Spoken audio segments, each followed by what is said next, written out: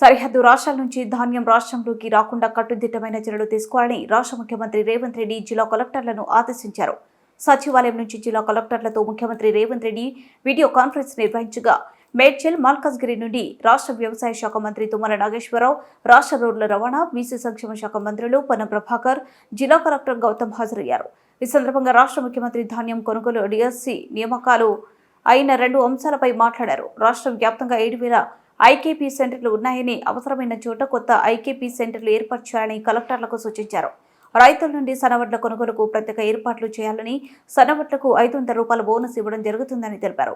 IKP సెంటర్లకి serial number ఇవ్వాలి. సన్నవడ్లపై ఎలాంటి అవకతవకలు జరగకుండా చూడాలని సీఎం సూచించారు. గతంలో లాగా గోనె సంచులు కొరత కాకుండా ముందుగానే గోనె సంచులను అందుబాటులో ఉండేలా చర్యలు తీసుకోవాలన్నారు.